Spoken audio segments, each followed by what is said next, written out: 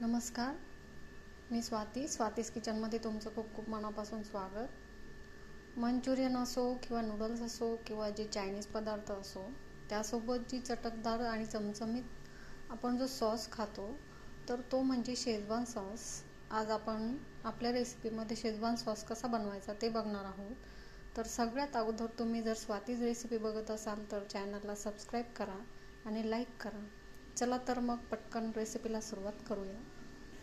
इथे बघा, मी ह्या लाल मिरच्या घेतलेल्या आहे। तुम्ही इथे कोणतीही मिरची घेऊ शकता, शक्यतो बॅडगी मिरची असले तर उत्तम। इथे मी साधी मिरची घेतलेली आहे, ही लाल। या मिरचीमधल्या बिया आणि देठ मी काढून घेतलेले आहे। आता यामध्ये आपण गरम पाणी ओतणार आहोत। ह्या गरम पाण्यामध्ये आपल्याला भिजवायचे आहे,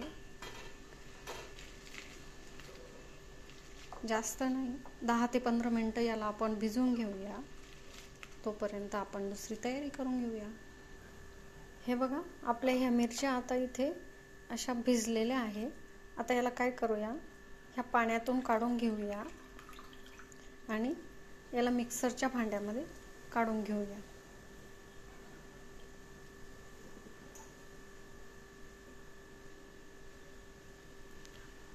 आता मिक्सरच्या भांड्यामध्ये टाकून याची पेस्ट करून घ्यायची आहे आपल्याला।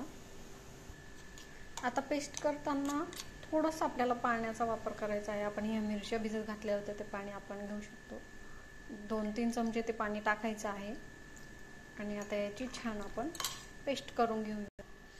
हे बघा, अशा पद्धतीने आपली ही पेस्ट तयार करून झालेली आहे। बघू शकता तुम्ही, छान कलर आलेला आहे मस्तपैकी याला। त्यानंतर आपण इथे हा लसूण घेतलेला आहे बारीक चिरून।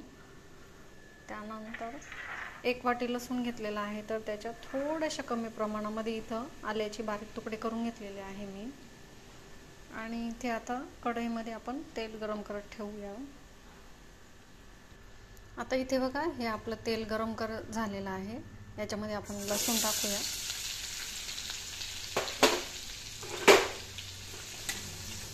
परतून घ्यायचा आहे। तेलाचा वापर ह्या सॉसमध्ये थोडा जास्त करायचा आहे।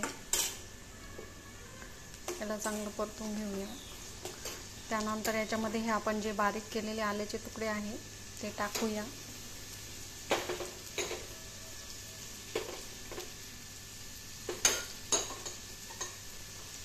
याला चांगलं 1 मिनिटभर परतून घेऊया।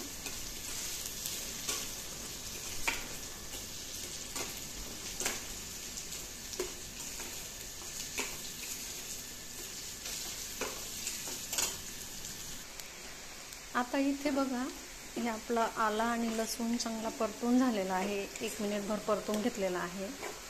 आता यामध्ये आपण ही जी मिरचीची पेस्ट केलेली आहे ती घालून घेऊया।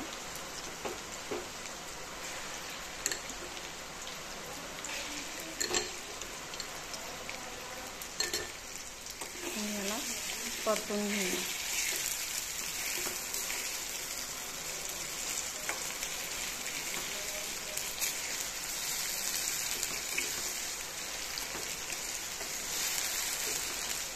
हे व्यवस्थित चांगलं परतून घ्यायचं आहे, जेणेकरून याच्यातलं हे पाण्याचं जे मॉइश्चरायझर आहे ते पूर्णपणे कमी होईल।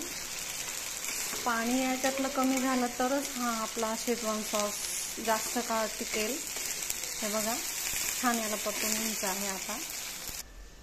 आता इथे बघा, आपलं हे व्यवस्थित परतून झालेलं आहे। बघू शकता तुम्ही, किती छान तेल सुटलेलं आहे आणि पाण्याचं प्रमाण अगदी याच्यातलं कमी झालेलं आहे। आता यामध्ये आपण थोडीशी साखर घालूया। त्यानंतर 2 चमचे किंवा 1 मोठा चमचा हा सोया सॉस घालूया। त्यानंतर 1 मोठा चमचा मी व्हिनेगर घेतलेला आहे ते टाकूया। व्हिनेगर नसेल तर अर्धा लिंबू पिळून टाकलं तरी चालेल। आणि चवीनुसार मीठ घालूया।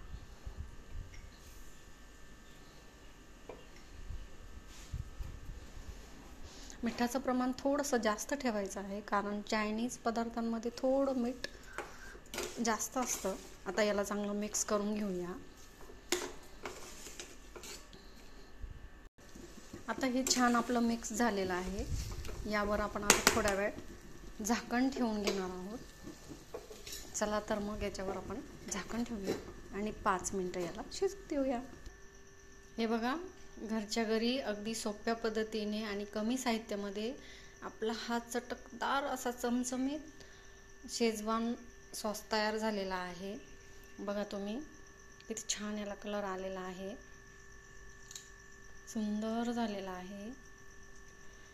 माझी ही शेजवान सॉसची रेसिपी आवडली असेल तर माझी नक्की ट्राय करा आणि माझ्या चॅनलला सबस्क्राईब करा.